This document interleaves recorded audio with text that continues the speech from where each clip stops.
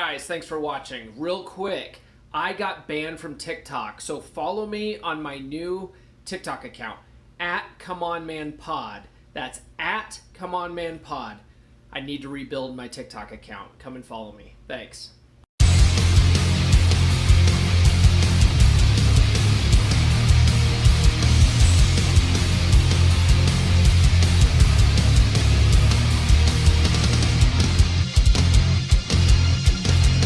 What's up, everybody? You are listening to Come On Man, a 3% Man podcast. I'm your host, Paul Bauer, and I am on the road to being a 3% man just like you. If you're new to the show, this is a podcast for fellow students of Corey Wayne's book, How to Be a 3% Man, and for men who just want to be better in general. We talk about dating, gaining wealth, being happy, and using the law of attraction to get everything we want in life. What's up, everybody? Welcome back to another exciting episode of Come On Man. If you are watching on YouTube, please like, fave, subscribe, hit those notifications. You know you got to do it. Everyone knows by now, right? And if you're not doing it, you're missing out because I have new episodes every Monday. And if you're listening on a different podcast platform, like an audio platform, if they have the ability to review, like on Apple, please give us a 5-star rating and, give us a solid review. It helps in the algorithms, helps more than you know. This week, I have a really interesting guest on. His name is Chuck Kohout. Some of you guys might know him from TikTok as Chuck Daddy. We had this episode because both of us have been banned from TikTok. Now, Chuck, he's now on his third account, because he is so polarizing. He gets people's feathers in a ruffle. It's hilarious, but the dude speaks facts. I mean, if you just want to get your butt hurt out of the equation and just listen to him, he makes sense. Dude makes a lot of sense. We talk about his red pill philosophy. We talk about how he originally blew up on TikTok by pissing off Rosie O'Donnell. We talked about how he builds his followers, how he's used his pro tips to close deals and raise capital. We talk about, his polymono love lifestyle. So he's married, but his wife lets him step out, but she's not allowed to. That's interesting. We actually meet his wife, and she does dishes in the episode. So if you guys hear dishes clanking at some point in the podcast, it's because she's doing the dishes, and we politely asked her to stop, and she was a sweetheart and eventually did. We talk about weightlifting. We talk about all sorts of stuff, and I'm going to bring you that conversation right after this. If you guys are anything like me, you're tired of going to grocery stores, buying grooming products that are designed for men, but they just suck, or they smell girly. I also hate going to expensive department stores like Macy's and getting cologne that makes me smell like a little bitch. I want to smell like a fucking man, and I think most women want their men to smell manly as well. And that's why I've partnered with Duke Cannon. Duke Cannon has products for men. They have products that make you smell manly as hell. They have big ass bars of soap. They have really thick body wash. They have beard oil and beard balm, hair care products. My favorite is their big ass bar of soap. Smells like naval supremacy. It is awesome. And I also buy all of their liquid cologne. It really makes you smell manly, and they have tons of different fragrances. In fact, I have some for each day of the week. Also, when you purchase from Duke Cannon, some of your purchase goes to help out veterans. And if you use duke.comeonmanpod.com, link is in the description, you get free shipping. Win-win. This stuff smells so goddamn good, and the ladies love it. Trust me. Again, that's duke.comeonmanpod.com. The link is in the show notes. All right, joining me this week from the Garden State, I have the infamous, the notorious, the polarizing Chuck Kohout, also known as Chuck Daddy, joining me. What's up, brother? How's it going there, Paul? What can I do for man? You had some kind of shindig tonight, some kind of party you went to? Yeah. One of the guys in my office just turned 49, my CFO. So we took everybody out and we had a party in the office. Then we had a party afterwards at a Mexican restaurant down the street. Everybody's still down there getting shithoused on my dime. But I'm 5 years sober in August, so let them party. Oh, congratulations. I didn't know that. Yeah, You no, the so more you know, right? you don't drink alcohol, or you don't do pot, or both, or what? Like what are you I sober from? so I got one of those like addictive personalities, and it's also a little on the entrepreneurial side. Sure. So it kind of just, you start drinking, and then before you know it, you're running a frat house and a bar and a fake ID ring. And a couple of years ago, I got my medical marijuana card, and then a year later, I'm on a farm in California. So I just kind of keep pushing shit to extremes. So I haven't smoked weed in 6 months, and just wanted the mental clarity. And I'll be sober 5 years in August from booze. So I guess it's just strictly hardcore drugs for me from now on. But I don't touch those, so we're good. Yeah. It's only heroin. We're fine. We're fine. Yeah. Christ, now painkillers don't really do it. Kick those a while ago too. Did you really? Okay. Yeah, it's been a ride. I've never gotten into. I've never been like one that was into drugs. I was always like the dare kid. I did dare, but I've always been like an alcohol drinker. I Yeah. wouldn't consider myself an alcoholic, but I do. I like to have a few beers every now and then. You know what? I guess I wouldn't either consider myself like your typical alcoholic, but you're not supposed to judge, and like nothing good ever really seems to come from it. I mean, Yeah. maybe I'm like more of a problem drinker. I drink too much, and somebody's always got a fucking problem. Got the allergy. I break out in handcuffs. So I have a couple too many. So just don't really bother with it. It's like I got enough personality sober.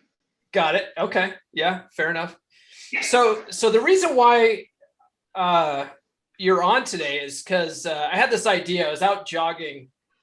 I was out doing. I'm training for an ultra trail run marathon, and I was out in the middle of nowhere, and I'm listening to like audiobooks and stuff, and I just had this thought, like, I should reach out to Chuck, and we should do an episode on being too hot for TikTok, because I just recently got banned at the time of this recording, and you've been banned twice Congratulations. now. Yeah. Third time's a charm. Yeah. So I was like, Chuck would be the perfect person to talk about TikTok's draconian bullshit, and just what it's like being banned and then regrowing, being banned again, regrowing again, and then being banned again, and now you're starting over for the third time. And I'm just now. It's been a week. It's been a week since my ban at the time of this recording, and I'm working hard to get back to where I was at, but it's a struggle. Yeah, the struggle's real. Yeah. What the first time it happened to you, like how did you feel about it? I mean, the first time I started a TikTok account as like a joke, like I had a YouTube channel that I built with some guys in the office during the pandemic. And they started telling me to make TikToks, and I just started literally like ripping people apart because I might have some different dating views, or not really too sure about this whole body positive thing. It's just not really the biggest health kick I've seen in my life. Uh-huh. And I was just I was laying into people, and before you know it, I had like 16,000 followers, and I kept getting all these warnings and everything else. Yeah. And I was actually kind of trying to get banned. Yeah. Because you don't know where limits are till you break them, right? Sure. It's like when I go to the gym to work out for a bodybuilding contest. The first week of the month, you push yourself to the extreme of where you actually throw up or pass out. Don't worry about working out too hard. Fucking do it, and then just scale it back a little bit, and then break that limit again. And I mean, it's a philosophy that's worked for me throughout most of my life. And then, I mean, the second time, I tamed it down a little bit, and I showed people like other aspects of my life and just some shit that I've been through. And like your vlogs, you have like yeah, my vlogs, and just like fucking divorce shit and custody shit with my baby mama, and just different illnesses I've had and injuries and shit. Yeah. And I mean, Christ, I was paralyzed. I'd learn how to walk again. It's been a fucking ride. And it just went nuts. I had like 57,000 followers, and I didn't even get one warning the second time. I didn't get banned from commenting. I didn't get anything. Yeah. And every time they ban me, it seems like it's always after I duet somebody's video that's making fun of feminism. Yeah. Yeah, I was gonna say. So I did want to know how many followers you had the first time. You said 56,000. The second time was like 57,000 when I got cut. The second And the time, first time was, yeah, the first time was 16. about 16,000. Okay. Maybe a Uh, little more, but yeah, and I was going to ask what kind of stuff you got flagged for, and I know you do a lot of videos on like what they would call fat shaming, and it's funny. I mean, let's be honest. I think it's actually doing a public service, and Jesus Christ, it's the only minority group that's actually becoming a majority, and barring any pre-existing medical condition, you don't have to fucking join it. yeah, So you only got one body to live this life, and why don't you fucking take care of it? I I get it. I got a lot of flags for videos like that too. It's not, and I wasn't even as harsh as you are. Like you were just like you're a fat fuck, and I Yeah, was. Rosie O'Donnell fucking flagged one of my videos the first time. How did Like, you know she did it? because she stitched my video, and I'm pretty Oh, quick on the draw. So the minute she stitched my video, I could send it to you. I screen recorded the whole fucking thing because her whole following was telling her to take it down. You're just giving her more followings, more okay. fans, and I just kept fucking reposting it on Instagram and everywhere else. It was, hey, if a girl has a top-down picture like this, she's Yes. a big fat fuck. Yeah, Yes. I was gonna say that's one of and the first videos I saw uh, from you. yeah. So Rosie stitched it, and I mean, Jesus Christ, dude, I didn't even know it was Rosie O'Donnell. It was like, it's like the old adage, what they say, when men get older, they look like Sean Connery, and when Uh-huh. women get older, they look like Sean Connery. I mean, she looked like somebody's like grandpa. It was fucking ridiculous, dude. Yeah, yeah, yeah. And I just blow it back out there, even on Instagram, and tag her every now and then because Instagram doesn't seem to kick me off. And uh, Tom Segura, some fucking stand-up comedian, like picked up another one and put it on his podcast. And Oh, okay. yeah, I can send you that one too. They're pretty comical. I've always been good at pissing off famous people. That's a talent. Yeah. That probably Yeah. helps you grow your TikTok followers too, because that was the next thing I was going to ask is like what did you do to rebuild? Because the second time I remember you like tagged me in a video when you got banned that first time. And Yeah, you were there for me, dude. I got to say thank you for that. yeah, well, yeah, we got to stick together. And so I stitched your video and I told people to follow you and stuff like that. And I swear it was only like a matter of 3 weeks or so, and you had already blown past me. And I was like, that is fucking amazing, because it took me like 3 months to get to where I was at. And even then, like I got to a point where I just hit a ceiling because they were shadow banning me and they Yeah. were removing my followers. People were telling me, they're like, hey, I don't know why, but I have to keep refollowing you. No, I got removed from you. I think I Yeah. even told you I got removed from you. I had to refollow you. And you know what it is? When I get an idea, I have like a notes section in my iPhone and I just write it down. So I have like a bajillion pro tips I've already come up with. I haven't even come close to like re-releasing all of them because they're Mhm. just funny as hell. Yeah. And then when I have a new idea, I'll just write it down. And I think I was at like 30,000 followers and change. And I was shadow banned for like months. And I went on a fishing trip. We were supposed to go to the Bahamas and we wound up just fishing out of Miami. And I had some time. So I just started cranking them out and Mhm. put on like almost another 30,000 followers in a week. Wow. Okay. But it's when the influx starts, when it's like the shadow ban is over. Yeah. That's when you just go hard. You could set them all in your queue and just release them. Yeah. And the other thing that helped too is you can change your name uh, every 30 days, and Oh. that seems to alleviate the shadow ban. I did a lot of research on this, Mm. and changing your name every 30 days, I know definitely helped.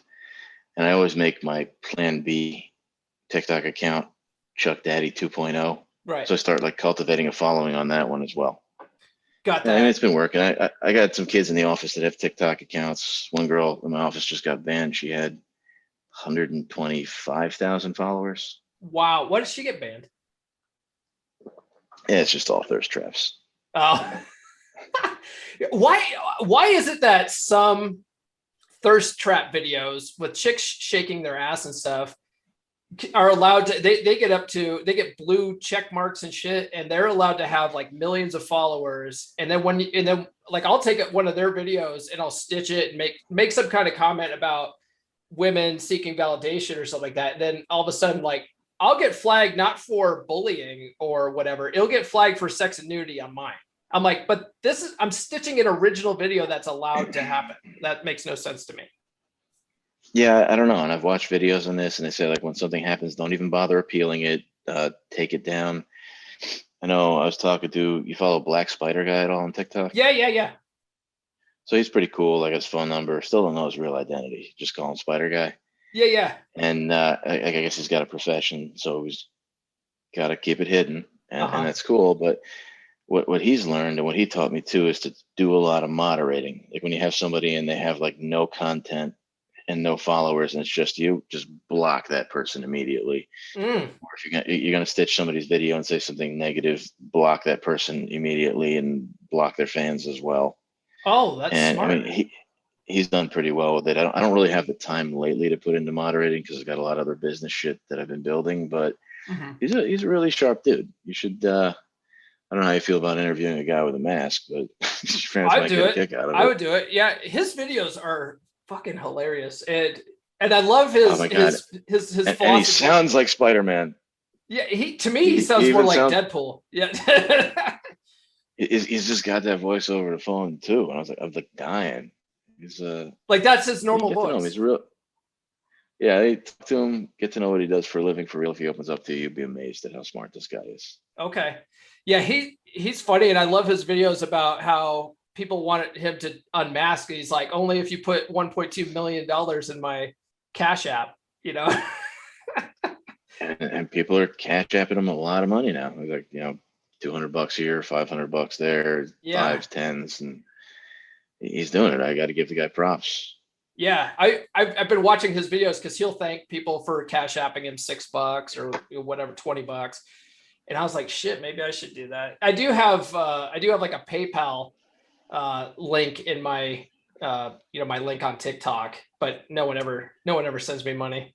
Sometimes people do buy Duke Cannon products from me though, because Duke Cannon is a sponsor. The beard shit, right? Yeah. Well, they do cologne and shampoos and whatever, but it smells great. Yeah. I actually wear their cologne, and my girlfriend, she fucking loves it. I haven't met a girl that doesn't fucking like it. Honestly, they all love it. I mean, I may have to check it out. I don't even wear cologne. Oh well. I've got. I'm trying to think. I have like some links in my link tree, but a lot of them just push you to different websites, Instagram, stuff like that. I think I do have one that says "fuck you, pay me." That's Cash App, and I put together an Amazon wish list because everybody else had one. And I just wanted to see if anybody would buy me something stupid. So I think there's like a Rolex in it, a hot tub. Yeah. There's like some pretty fucking, and occasionally somebody will like, you know, they'll DM me and be like, there's no fucking way I'm buying you a Rolex. Right. Yeah. Yeah. but you know what I did do off my last account, which I thought was pretty fucking powerful. We funded a couple real estate deals off of it. Did you? How? Yeah, and a lot of people. Yeah, I met a lot of people in person. They'd come by my office. They just wanted to meet. They wanted to smoke a cigar, and I mean that was really cool. And then one of my guys dared me. We had like a short sale approval, which I think you know what that is. You know, yeah, I know you get a property discounted, and this particular bank only gave you 5 days to pay off this loan. Usually, you get like 30, 60, 90. And the guy that I work out with every morning, who also does all my shorts, is my broker, dared me to make a TikTok video for it to see if we could fund it. And rather than selling something else off to pull out the 150 over a 48-hour fucking period in $150,000 increments, people offered me 3.5 million in investment capital. Really? So, and yeah, I thought that was absolutely amazing. Now I have a hedge fund that's going to launch in August, and I can't actually offer that to the general public. And even if I do, it's a 3C1 fund. Only 35 people can be not sophisticated and accredited. I'm only allowed 99 people. The rest of them have to be sophisticated and accredited. And I can then take all the people that wanted to get this 10% return as a hard money loan on 150 grand call them all back and go, look, I'm sorry I didn't move quick enough, but I do have this opportunity. You did contact me on TikTok. We've been texting. You called me. You sent me your picture. We talked about this. Now we have created a pre-existing relationship, and now we can talk real fucking business. Got it. Okay, that's kind of cool. All from pro tips. All from pro tips. That's amazing. So yeah, I thought that was cool shit, dude. You mentioned Black Spider-Man, obviously, and there's also J-Rud, because when I got banned and I came back, he's a good kid too, man. Yeah, I tagged you. I tagged J-Rud because you tagged J-Rud and me and a lot of stuff, and so you said that you, J-Rud, and Black Spider-Man sort of have this network going. I want to know more about that. Yeah, I mean, I talked to both of these guys. J-Rod's like a young guy out in Northern California. And I mean, he got me on Clapper, even though like Clapper is like the epitome of cyberbullying. Like if you say something that the general public doesn't agree to, they just gang up and fucking rain hate on you. And I mean, Black Spider-Man's talking a little bit bigger, like he actually wants to have a platform, kind of like a Discord, but on a higher level for people like us, where shit can't get taken down. And I've kind of dropped the idea in a couple other people's laps too. This is one guy, I think his name's Retired Goat. He's a pretty cool dude too. Yeah. I follow him. Yeah, he's a military vet also. Yeah, and I guess there's a what the fuck do you want to call me? An investor, a venture capitalist, and urban cowboy. I like putting shit together, making sure it gets funded. It's kind of what I do. Sounds very cool. Yeah, J-Rud's his videos are pretty funny sometimes. Sometimes he's a little too serious. He comes across he just asks a lot of questions. I would imagine him not getting. Has he ever been banned? Do you know? I don't think he's ever been banned. I don't think he's been banned. I think he's been warned. I admire the kid's consistency. And I mean, another guy, I have his phone number. I've talked to him on more than a few occasions. And I think they were both kind of blown away when I asked him the question, what can I do to help you out? And they're like, whoa, what the fuck? Where'd that come from? And now we kind of just bounce stuff off each other. Shit, maybe we should start like a text thread or something. We could have one big group podcast sometime. I've done a couple of group podcasts on here. Those actually don't get a lot of views for whatever reason, but a lot of those ones also just had like 20 fucking 3% man studiers and stuff. Oh, is your wife there? Yeah, this is my beautiful wife over here. If you want to say hi real quick. Hi. This is another reason why I get banned.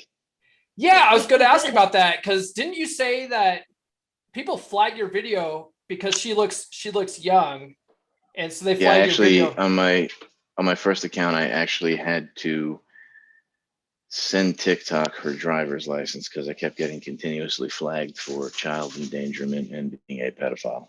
She's 27. How did that happen? Like, did they actually request like her driver's license, or how did that come about? That was what you kept getting flagged for. When you appealed it, there was a way to do it. And I had somebody in my office research it, and they came up with, if somebody looks young, it said it right on one of these Google searches to send the driver's license, and almost immediately they unbanned all the videos that she was in. Oh, okay. But fucking women hate women. What can I say? It's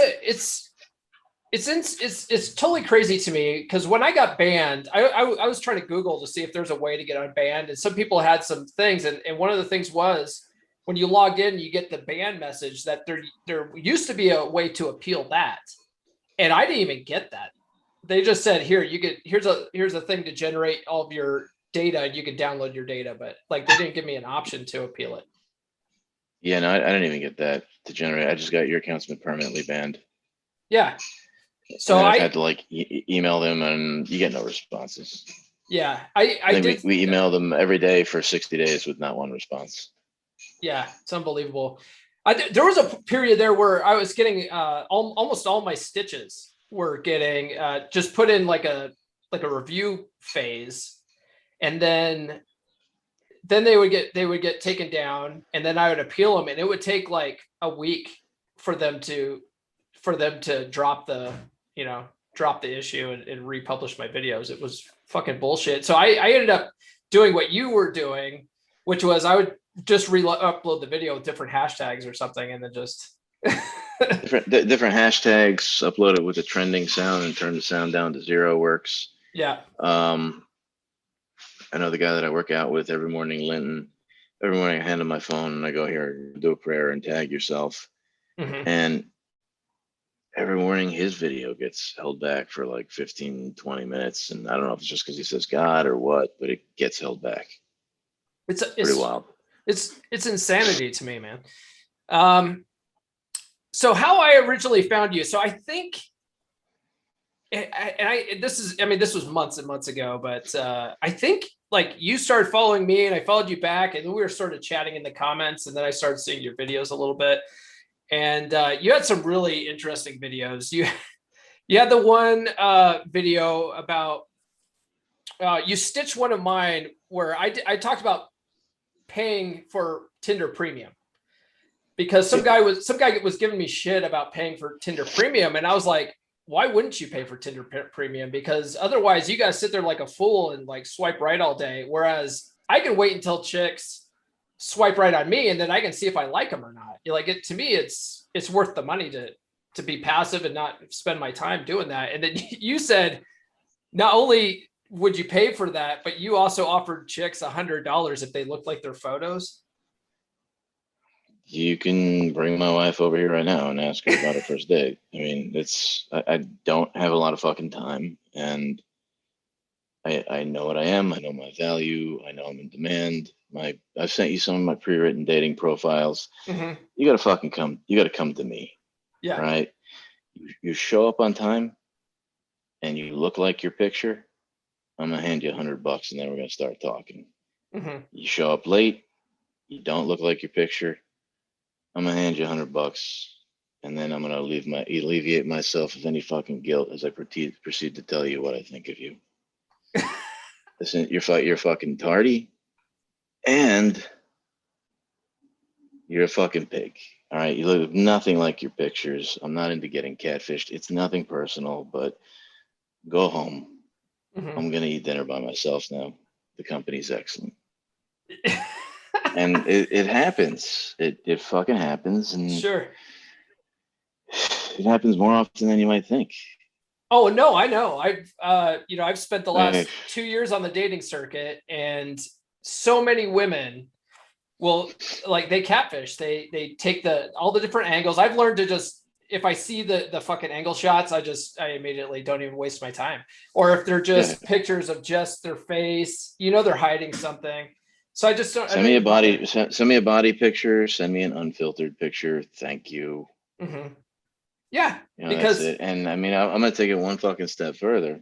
You're gonna think I'm crazy, but we can call up women from my past. You could bring my wife over here too. I ask for their driver's license in advance too. Women do it. I know what I'm fucking worth. I do run a background check on all these bitches, and it's not that I'm necessarily worried about being robbed or kidnapped, but I've had a bunch of tremendous bad experiences, and I just want to know what the fuck I'm getting into. And I also want to see a willingness for you to be forthcoming with some fucking information. Okay. So if you're going to fight me on that, it ain't exactly going to be smooth sailing. And what's even better is when I'm really dating and I get into the swing of things, I can outsource all of this with pre-scripted text conversations to an assistant. Dude, that's hardcore, man. That's hardcore. Yeah, I was actually thinking about writing a dating course about it. I don't know if many people could pull it the fuck off. I bet you could probably I mean, for a guy, so you have means, you have lots of money, but I think like the average guy could probably do something similar with like Fiverr. Yeah.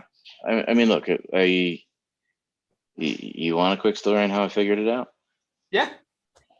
So end of 2009 to beginning of 2010, I got divorced from my first ex-wife. And yeah, it was a shit show. I was 31, about to turn 32. The minute the last check cleared for law school, she bolted. About the same time, I go to a bank, go to withdraw some money. They tell me I'm not on the account. I'm like, what the fuck? I own the company. Turned out I had a bunch of bad business partners, and they were kind of all in on it, and they like jacked 5 mil from me. Totally Wow. sucked, right? Wow. Okay.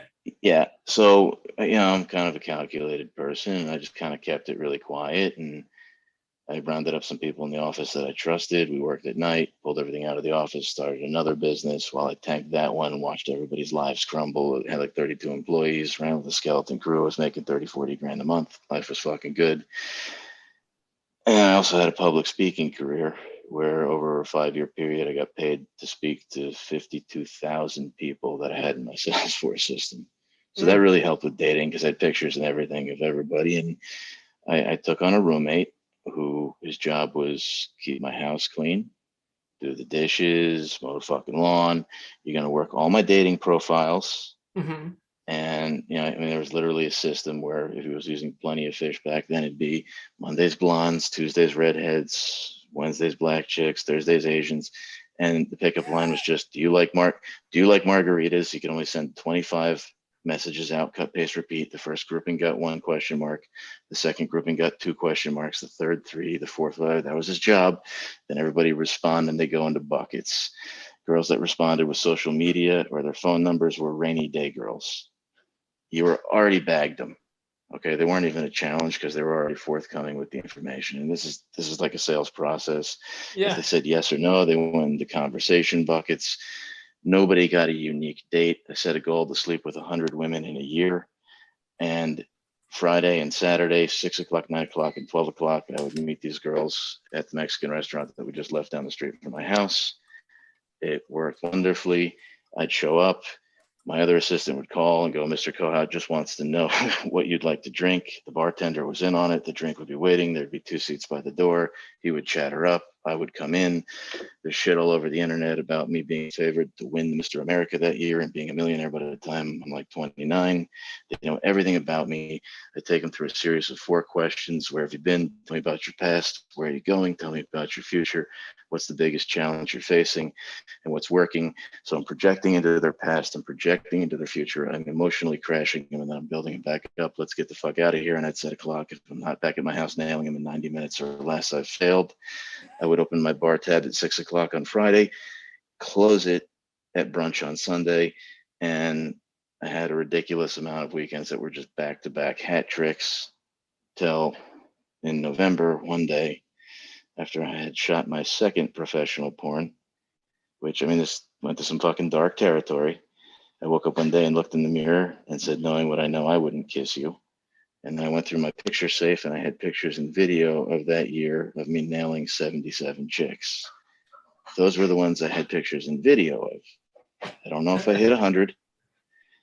And a lot of my friends from college and other stuff that were looking out with me, just like, you know what, I really think you got to slow down. And again, it's that like addictive, obsessive personality to where I can be the best of the best or the worst of the worst or whatever I focus on. But I do have notes and flow charts and it did work. You and it just got fucking easier and easier and easier until I realized I didn't even have to fucking leave my house and I'd have them show up. Mm-hmm. This is, I mean, where do you learn stuff like this? Is this just your sales, like a sales background or what? I mean, that's like a professional sales funnel you're talking about. Yeah, it's exactly what it is. I mean, I'm in real estate. I did 5 years as a professional public speaker. I'm also, I'm not going to toot my own horn, but I guess I'm technically like a fucking genius. And I'm a dyslexic. My thought pattern is not linear. So when I see something, my brain rips it apart and puts it back together with every fucking possible like combination quicker than I can explain. So if you take something like a 3-letter word like cat, how many possible combinations of those letters are there? I don't know. How many? Probably like 12, right? Okay. Is what a normal person would think, because it's like C-A-T. But what my brain does is it twists and contorts every fucking letter like that till it finds what works. And that's what I do for a living. I just solve problems. Mm-hmm. So I kind of made my own professional sales funnel for bagging bitches. Yeah. You had a problem to solve, right? I've got to bag as many bitches Well, as possible. there's only so many fucking hours in a day. Yeah. Otherwise, if I have to go to them, that's a problem. Number two, they I don't even need to be the one to fucking contact them. Yeah. I can have somebody do that, and this guy needs a place to live, and I need my fucking laundry done and my dishes cleaned and shit like that, because I'm not doing that shit. Yeah. Somebody to schedule it and text everybody, and phone call when on our way. Mr. Kohout would just like to know what you'd like to drink. You're gonna look for Mike, the gay bartender with the blowout. He's gonna have your pineapple margarita waiting. Mike's there going, "Oh my God, he said so much about you. You're so what?" He had his lines rehearsed, and just a lot of third-party edification.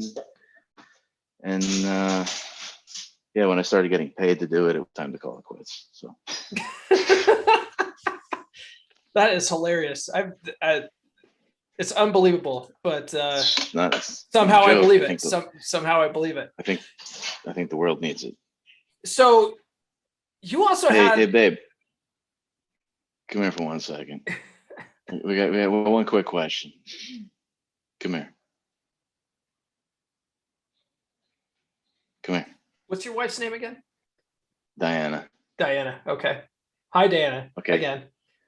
I don't think she can hear you because we're on the headset, but all right, babe. What did I tell you to give you to show up on time and look like your picture? $100. Was it a good investment?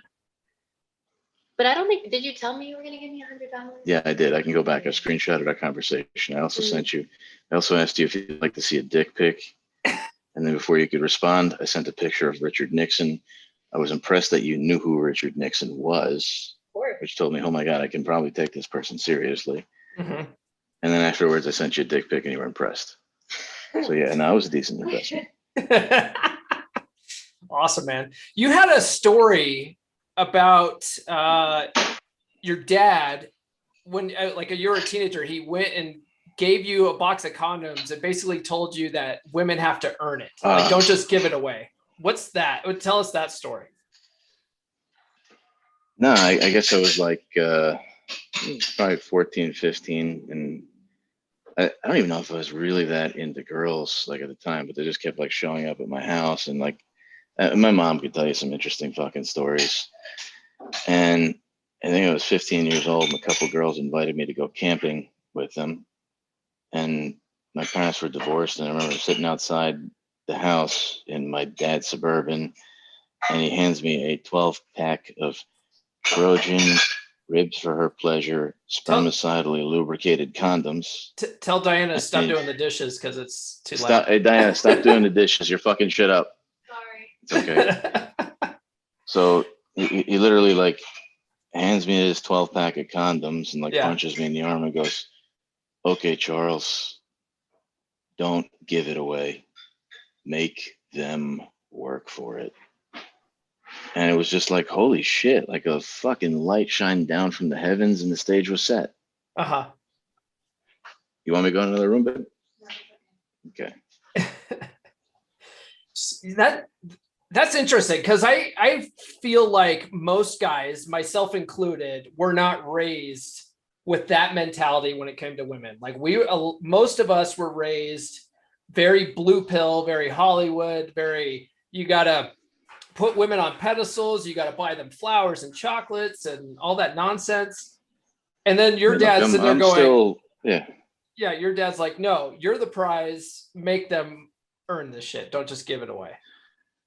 I mean, look, I'm still romantic. I still deliver and buy them all kinds of stupid shit. Christ, I've been giving women cars since I was 19, and I don't have any fucking money there. I just threw parties and made fake IDs, and it was like, I am not driving you home at the end of the night, and your parents want you there. Mm-hmm. My friend's going to the military, and I got this car for 2 G's, so drive yourself home. I mean, Jesus Christ, Diana is the first woman I've ever been with that I haven't given a car to. Really? Okay. Why not? Well, dated. Okay. Because she actually had her shit together. A lot of the other ones just got a bad habit of, I guess they play on my sympathy. It's like, get thrown out of their house, didn't have a place to live, have all these hopes, dreams, and ambitions, and sure, here's a car, and I'll put you through law school or help you build a business where you can advocate for special needs children, making $250,000 a year out of your house after I carry it and all of your expenses for 4 years, and I'll give you 5 cars too. And here's a Mercedes because you're cute. Did you? But Yeah. Fucking nice to me, you know. Yeah, Don't yeah. break my balls and let me do what the fuck I want. And she's totally cool with that. She's just like, yeah, whatever. Well, I mean, is Diana cool with that? Yeah, yeah. I mean, this was my ex before her. Oh, this is your ex. I'm not I'm not giving side chicks cars. What? Right. Okay. They're lucky they get my time. How do you find your side chicks now? Same sales funnel process or new process? No, I haven't really been like actively looking. When I do, I get carried away. Mm-hmm. It seems to be like there's like a steady. I mean, there's been a lot, and I never lose information. I have them all saved in my phone with the word realtor after them and the town that they're from. I showed this to Diana too. She knows. There's no fucking hiding it, because realtors are all whores anyway. And well, I mean, let's just be honest. And a lot of them just like, it's repeat business. They're in the rotation. It seems like you do a good job and you fucking lay pie, and they go through a divorce or a breakup, and they come back, and then they leave and go find their way in the world and come back again. They're a little fatter, a little older, a little less desirable. And if not, I'll just go on any one of these dating sites and I'll legit dial my age down to like 25 or 28, and then repeat in the text several times over. I am 43. I have a wife. I have a girlfriend, whatever. I'm not looking for anything serious. However, this is what I'm looking for. And they seem to admire the directness, which sounds fucking insane, but it works. And I mean, sometimes other things like public speaking gigs, or I'll go out to some of these local real estate clubs, and it's like, it's a bunch of rich dudes my age or older, and gold diggers show up, but the only difference is I can see my dick when I look down. So you get preyed upon. Well, I mean, you talk about putting in the work, and these guys don't. Yeah. No, definitely. You know, it's like you're a fucking titan. It's like shooting fish in a barrel. If you're one thing that, yeah, you're talking about being in shape. Yeah. Yeah. Especially in a world like real estate investment, where the average person is 350 pounds and their waist size is equated. I feel like in the area I live in, I live out in the countryside, and I feel like a lot of people over here are overweight, especially women. And that may be like a Midwestern thing. It must be. Yeah. And the food's good, but yeah. So it's like corn fed and cob fucked. Right. It's like, as long as you do the bare minimum of exercise and not eating like a total pig, you're already doing better than the next guy. It's not that hard. It's really not that hard. So if you go a little bit above and beyond that and actually care about how you look, you're going to be nailing chicks all the time. It's one of the things I try to tell guys in my TikTok videos. Like, if you just get off your ass, go for a fucking walk or something, you know, you'll be doing better, and you won't be sitting here complaining about why you can't get laid.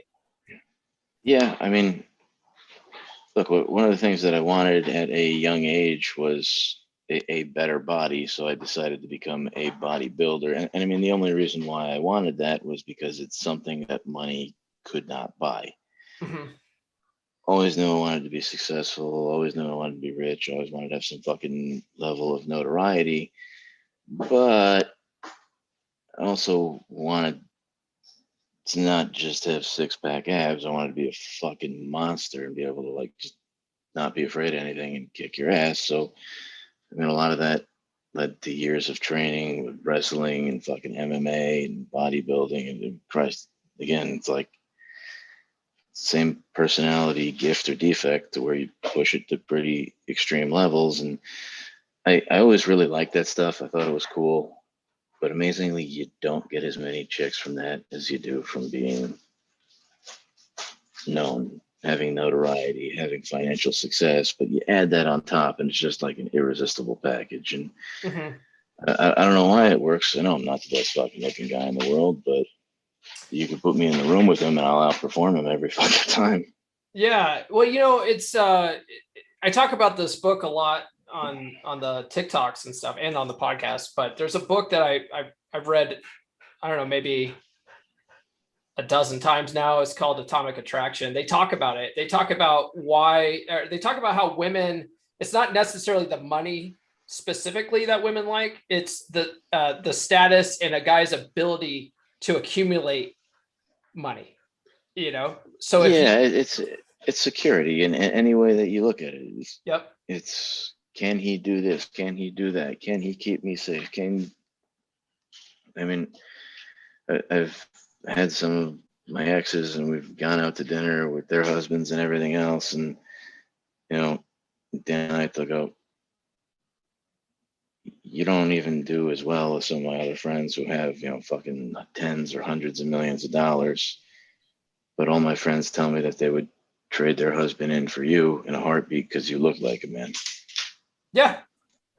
Yeah, that's another thing too that they talk about in it is like the ruggedness, like they talk about how facial hair is a super attractive to women. It's a sign of high testosterone typically.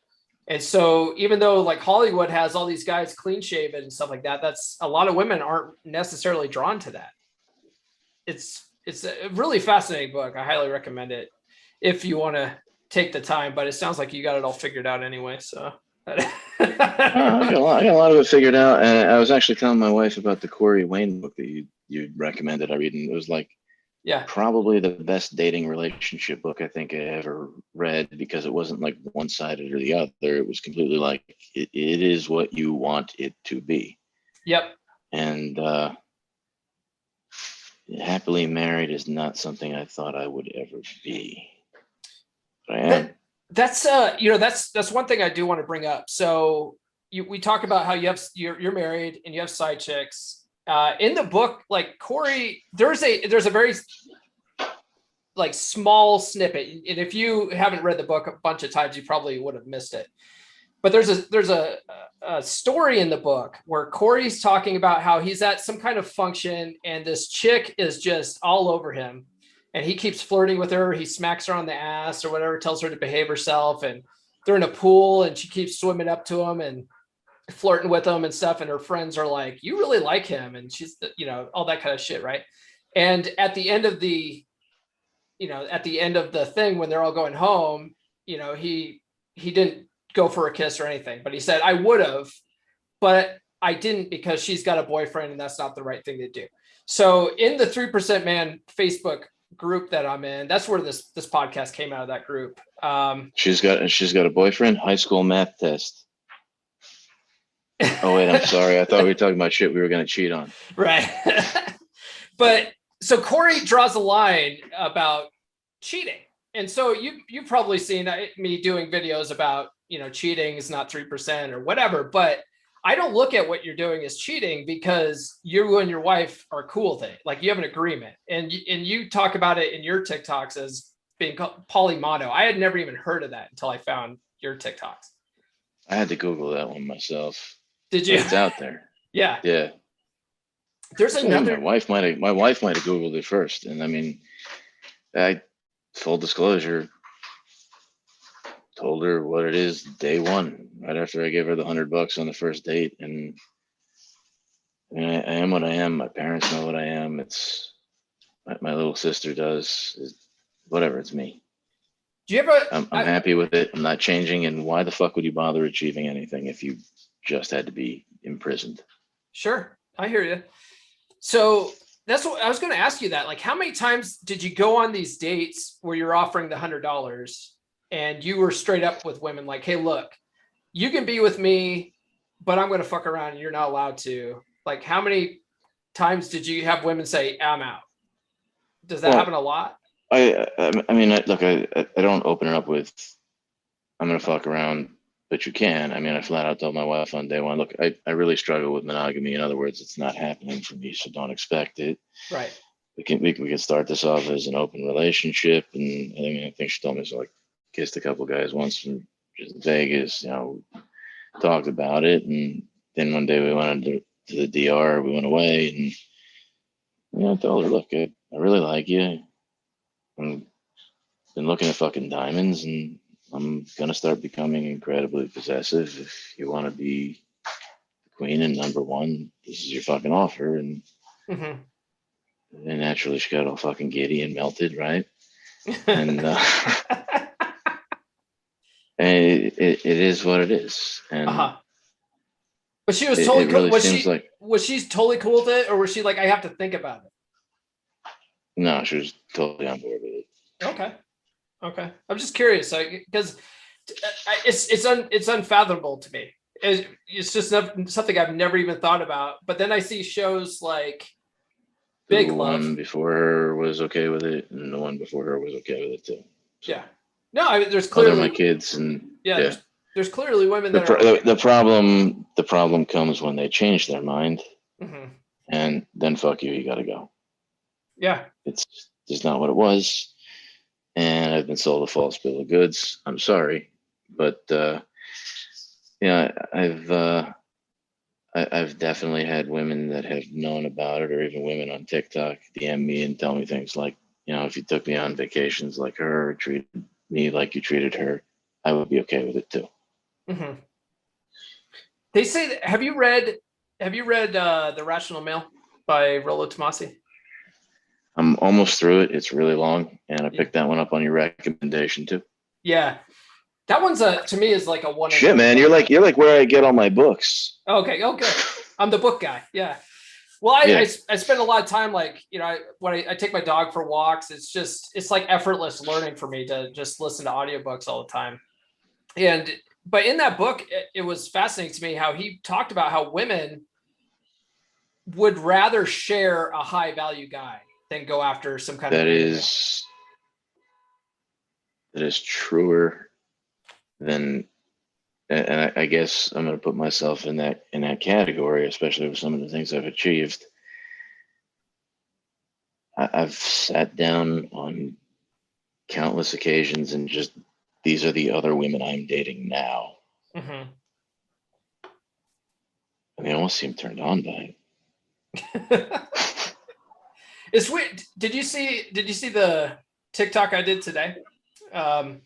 Some guy, I did a TikTok like yesterday. It was more of a joke, but it was sort of born out of a real experience. So I'm dating this gal right now, and she goes and like brags to all of her coworkers about like how great it is and how like our sex life is amazing and all this stuff. And she's telling me about it, and I just sort of jokingly said, "Well, I appreciate the word of mouth advertising."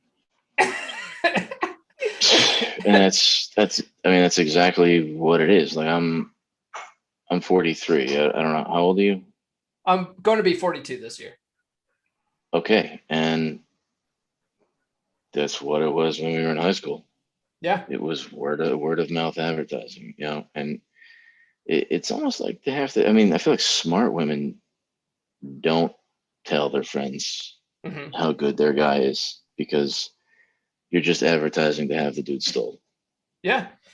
So I jokingly said that, and so I made a TikTok about how you shouldn't get upset when your woman's talking all this stuff to her friends, because the word of mouth advertising is the best form of advertising.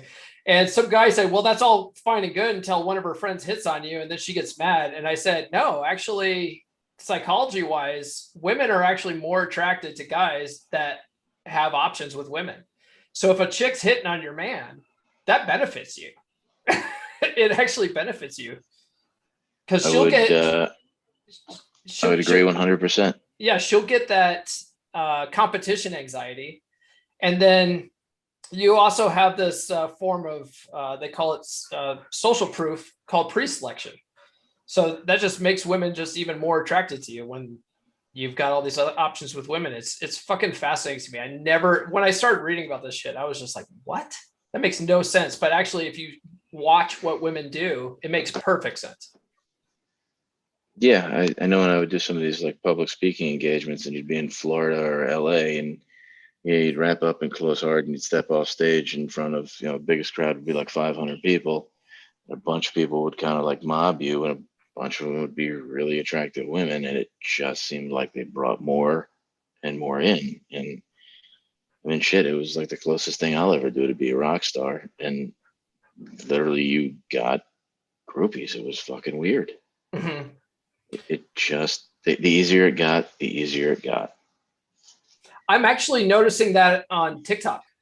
When I was getting up to like 30,000, there's women just, they slide into the Yeah. DMs. They leave flirty comments and shit. And it's just like, this is funny because I do all right. I make a decent living. I don't talk about it on the podcast, but I work in IT.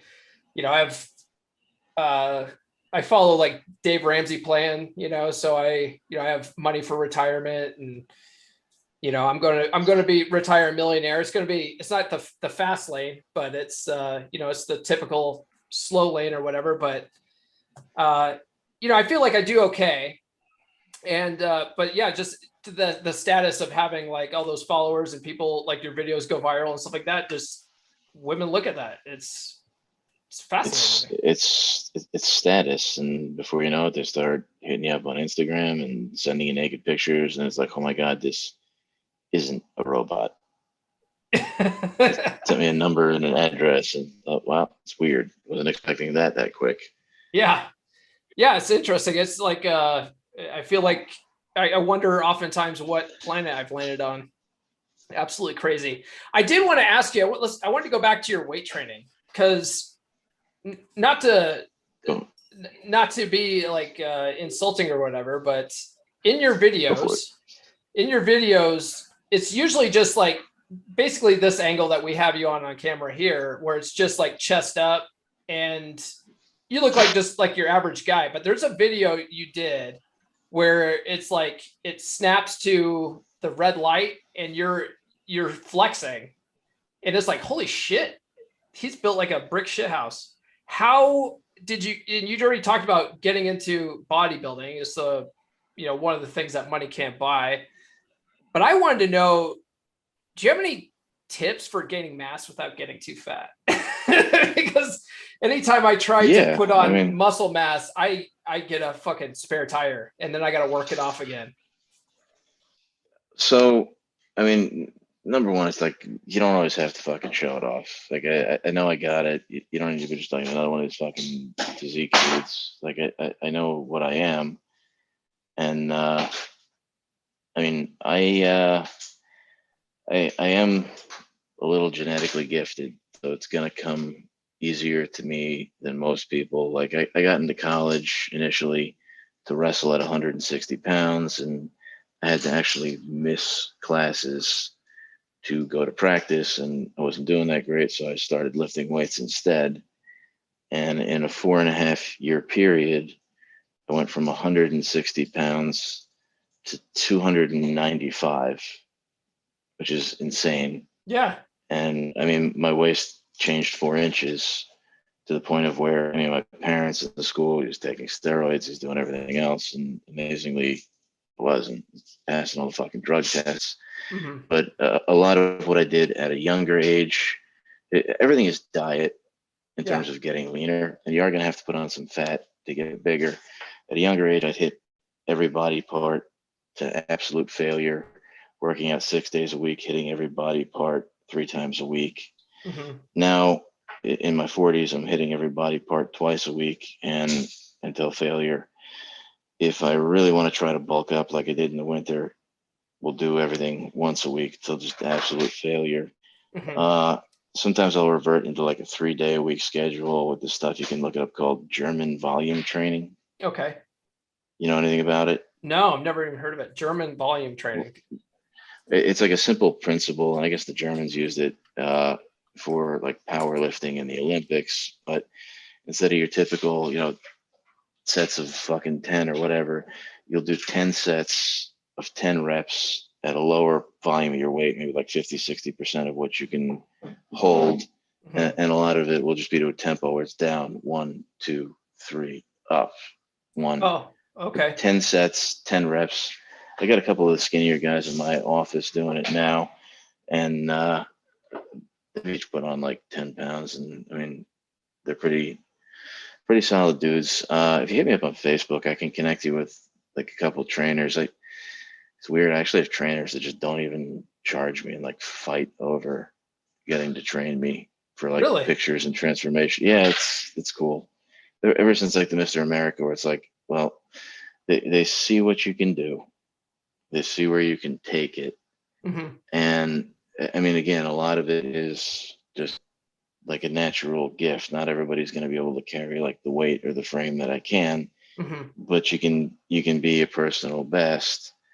I know when I went through all that shit, when I lost all that money and ex-wife and everything else, like one of my guys that ran an office for me in Hoboken was literally like, I'm going to get you a trainer so you don't kill anybody. And I showed him what I had done in terms of bodybuilding in my 20s, and he was impressed. Yeah, it's $500 every 3 months. Let's see what you could do. And the next year, I almost won the fucking Mr. America. And he got Justin Timberlake and Timberland, the rapper, as clients off my transformation pictures No out of shit. people in my network. And he's retired now. And he's like, you never have to pay me for anything again, ever. You've made my career, a lot of people. Thank you so much. And he trained both of them for a few years. Now he like works with these rich people in Europe on fucking yachts where he works security and he trains people. And it's just a cool story. Now I got this Bulgarian dude who wants to train me, and having fun with that. But they kind of crawl out of the woodwork once you start to achieve. Mm. And it's like, I want to work with you because you're a little out of shape now. I know you can do this. If you want to do it, we'll do the pictures. I'll write the diet. And more of it than anything else in terms of getting lean is just following a diet for an extended period of time and never fucking deviating. Like Right. having 6 months of meals laid out ahead of time, never fucking missing a meal, never cheating. You go see a trainer one day a week and it's literally like confession. Mm-hmm. Like I fucked up here. I ate a cheeseburger here. And it's like, well, when you get a second, you're gonna think about that fucking cheeseburger. Yeah. But it builds confidence and self-reliance. And I've been more than happy to help you out with programs or connect you to somebody that can push you. Well, I was just curious about it. I mean, it's funny, like as far as getting lean, losing weight, I'm pretty good at that. It's just I've gotten to the point because I decided back in 2015, the end of 2015, that I was unhappy with my weight, and so I was really going to do something about it. And I ended up losing 50 pounds. I went from 230 to like 175. Actually, the lowest I got was like 165. So I got to a point where like losing the weight is fine, and I can maintain a pretty slim trim figure. But then after a while, you get sort of bored with that, and you're like, what else could I do? So then I've tried like, okay, I'm gonna bulk now. I'm gonna put on weight. I'm gonna lift heavy. I'm gonna eat a lot, and then I find when I do that, I just get fat. I do put on muscle, but it doesn't show because my stomach, midsection area gains weight faster than fucking anything.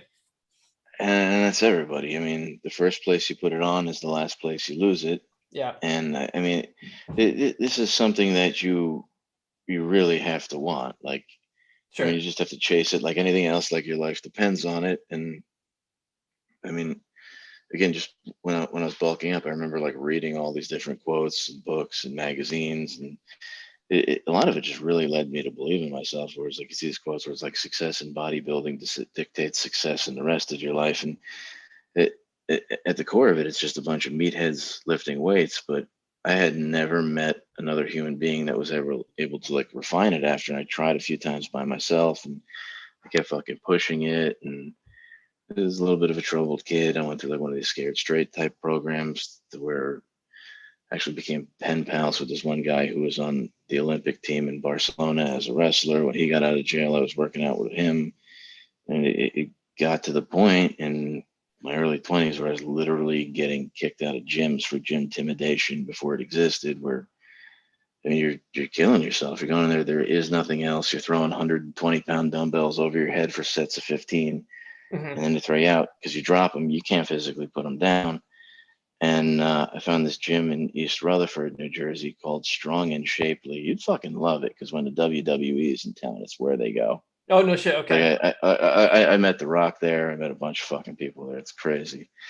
And somebody gave me the owner's email, and I remember I emailed him. It's like, I can bench 405, I could squat for whatever, and I could deadlift 6 something. Do you have somebody I could work out with? The guy emails me back and just writes bullshit. Come prove it.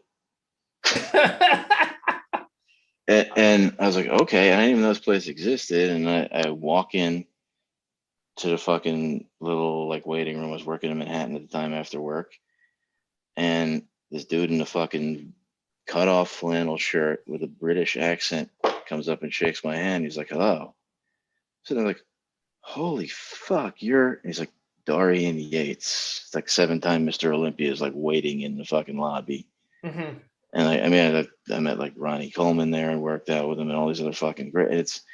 It's crazy. It's a sport where if you can handle the weight and you have what it takes, you can go work out with these people. And they introduced me to this guy, Rob Lopez, who was trying to become a professional. He's on the cover of Muscle and Fitness that year. And he was more genetically gifted than me. My job was to make sure he showed up on time and pushed himself.